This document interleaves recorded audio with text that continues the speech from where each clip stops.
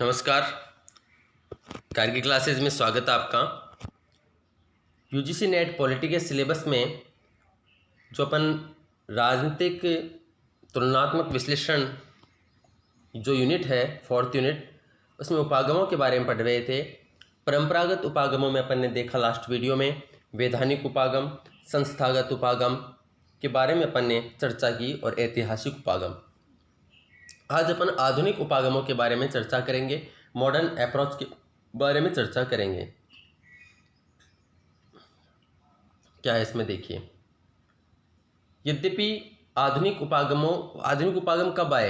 ये द्वितीय विश्व युद्ध के बाद में माना जाता है कि द्वितीय विश्व युद्ध के बाद में इनको अपनाया गया। क्या कारण रहे वो अपन आगे देखेंगे कि द्वितीय विश्व युद्ध के बाद में से क्या घटनाएं घटित हुई कि परंपरागत उपागमों की महत्ता समाप्त होने लगी या उनकी इम्पोर्टेंस खत्म होने लगी। लेकिन कुछ विचारक ऐसा नहीं है कि द्वितीय विश्व युद्ध के बाद में ही इनका प्रारंभ हुआ। ये भी था कि जैसे ही परंपरागत उपागम की आलोचना शुरू हुई वैसे ही आधुनिक उपागमों की शुरुआत हो गई। 1908 में ग्राहम वालास, नाम आप सही लिख लीजिएगा,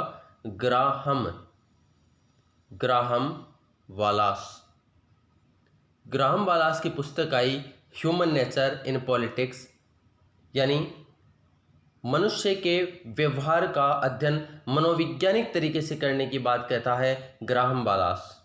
यही तो आधुनिक उपागमों में हो रहा है। बाद में यही परिवर्तन आया दूसरे विश्व युद्ध के बाद में, क्योंकि जो परंपरागत उपागम है वो इतिहास के आधार पर अध्ययन करते हैं। ऐतिहासिक उपागमों में संस्थाओं का अध्ययन करते हैं, राज्य का अध्ययन करते हैं, सरकार का अध्ययन करते हैं, राज्य की संरचनाओं का अध्ययन करते हैं। लेकिन ग्राहम वालास का कहना था कि इन संरचनाओं में, इन संस्थाओं में जो मनुष्य का व्यवहार है, जो प्रतिनिधि हैं उनका जो व्यवहार है, जो जनता है उनका व्यवहार है, उनका अध्ययन किया जाना चाहिए। आर्थर बेंटले ने सरकार की प्रक्रियाओं का अध्ययन करने की बात कही कि सरकार की प्रक्रियाओं का अध्ययन किया जाना चाहिए।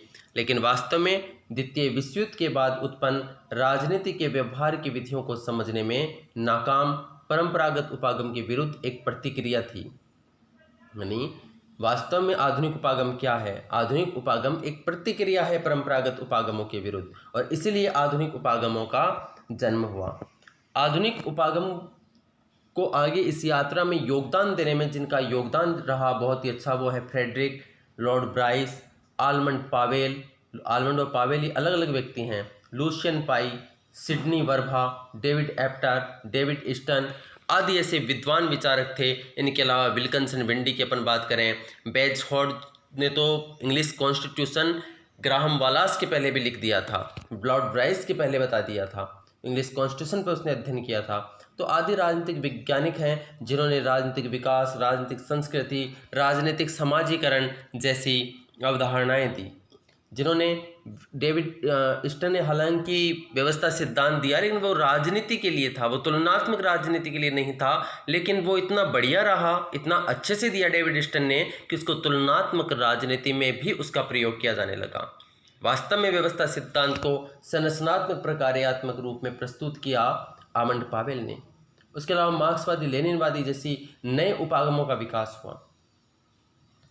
अब बात अपन करें कि आधुनिक उपागमों की आवश्यकता क्या हुई, क्यों आधुनिक उपागम आया।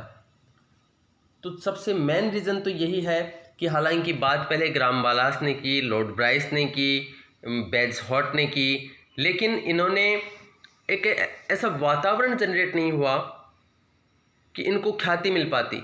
लेकिन जब दूसरा विश्व युद्ध हुआ और जब परंपरागत उपागम उनको समझने में कि दूसरा विश्व युद्ध क्यों हुआ, उस कारणों को समझने में, उस वक्त के जो राजनेता थे उनकी विचारधारा को समझने में, उनके मनोविज्ञान को समझने में, उनके मानव व्यवहार को समझने में असफल रहे।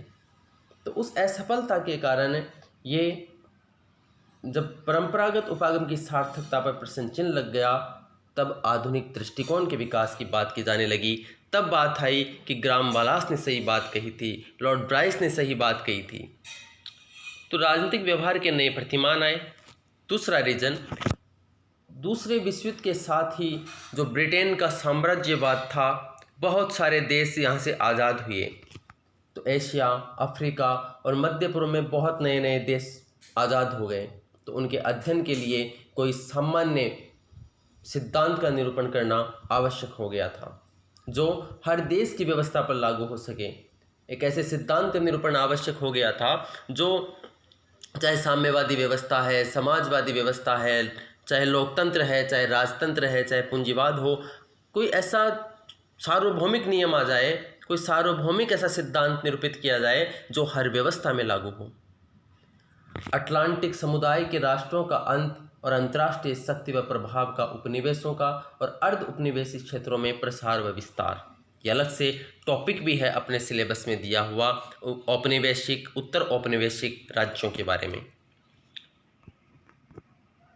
ये पॉइंट जिसके बारे में अपन ऊपर चर्चा कर चुके हैं। साम्यवाद का जब उदय हुआ तो उसको समझने के लिए नए सिद्धांतों की आवश्यकता हुई, क्योंकि उसने अंतर्राष्ट्रीय राजनीति में एक बड़ा बदलाव करने के लिए संघर्ष के रूप में खुद को स्थापित किया। साम्यवाद ने विश्व सैनिक शासन, साम्यवादी और पूंजीवादी विचारधाराओं ने परंपरागत दृष्टिकोण को चुनौती दी और उसे अनावश्यक बना दिया। देशों में सैनिक शासन आ रहे थे। साम्यवादी और पूंजीवादी विचारधाराओं ने ये कहा कि परंपरागत अध्ययन जो किया गया इन व्यवस्थाओं के ऊपर वो असफल रहा, वो इतना सफलतापूर्वक कार्य नहीं कर पाया। तो जब चुनौती मिली तो नया विचार देना आवश्यक हो गया था, नए सिद्धांत लाना आवश्यक हो गए थे। गैर राजनीतिक तत्व, हित व दबाव समूह है, मतदान व्यवहार, लोकमत और गैर लोकतंत्रीय राजनीतिक व्यवस्थाओं, गैर पाश्चात्य देशों की राज्य व्यवस्थाओं को भी आवश्यक समझा जाने लगा। आधुनिक उपागम की विशेषताएं क्या क्या है? Features of modern approaches. पहला तो यह था कि ये एनालिटिकल और एक्सप्लेनेटरी है, विश्लेषणात्मक था, व्याख्यात्मक था, अनुभववादी है, अनुभव के आधार पर परखे जाने की बात कही, सिद्धांत निरूपित किए जाने की बात कही, वैज्ञानिक और व्यवस्थित अध्ययन था इसमें। आधुनिक दृष्टिकोण का क्षेत्र व्यापक है और अंतर विषयों का अध्ययन, इंटर डिसिप्लिनरी स्टडी की बात की गई। इसने माना, आधुनिक विचारकों ने यह माना कि यदि राजनीति व्यवस्था एक उपव्यवस्था है, राज्य में बहुत सारी व्यवस्थाएं हैं, ये राज्य एक व्यवस्था है, इसके अंदर समाज है, इसमें पॉलिटी है, इसमें जियोग्राफी है, इसमें इकोनॉमी है, और इनका मानना है कि किसी भी ये सारी उपव्यवस्थाएं हैं और किसी भी उपव्यवस्था में यदि परिवर्तन हो रहा है तो वह इस पूरी व्यवस्था को प्रभावित कर रहा है। लेकिन इसमें जो सबसे इम्पोर्टेंट व्यवस्था है वो है पॉलिटी। राजनीति व्यवस्था सबसे इम्पोर्टेंट है सारी उपव्यवस्थाओं में। तो सभी विषय आपस में जुड़े हुए हैं, इसलिए किसी एक विषय का अध्ययन मत करो, बल्कि अध्ययन इस तरीके से किया जाना चाहिए कि सभी विषय अध्ययन इस तरीके से किया जाना चाहिए कि सारे विषय उसमें प्रकट हों, सारे विषय आपस में जुड़े हुए हैं।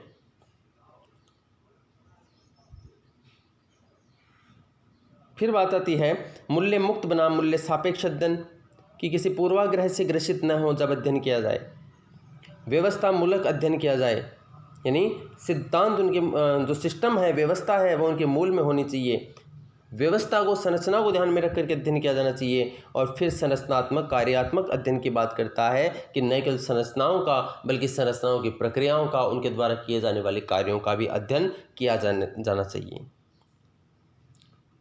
तुलनात्मक शासन और राजनीति के अध्ययन के प्रमुख आधुनिक उपागम दृष्टिकोण कौन कौन से हैं? जैसा अपन ने परंपरागत में देखा था, परंपरागत में ऐतिहासिक उपागम था, संस्थागत उपागम था, और एक इम्पोर्टेंट उपागम था वहाँ पर वैधानिक, कानूनी या औपचारिक उपागम। यहाँ पर अपन बात करते हैं व्यवस्था विश्लेषण दृष्टिकोण की। 3 दृष्टिकोण हैं, 3 उपागम हैं आधुनिक तुलनात्मक राजनीति के। व्यवस्था विश्लेषण दृष्टिकोण, संरचनात्मक कार्यात्मक दृष्टिकोण। व्यवस्था विश्लेषण दृष्टिकोण को डिटेल में देखेंगे, डेविड ईस्टन के द्वारा लाया गया पॉलिटी में। संरचनात्मक कार्यात्मक दृष्टिकोण की अपन बात करें तो आमंड पावेल, और यहाँ पर फिर तीसरा इम्पोर्टेंट है मार्क्सवादी लेनिनवादी उपागम। इन तीनों का अपन एक एक करके डिटेल में इनका अध्ययन करेंगे। Thanks for discussion.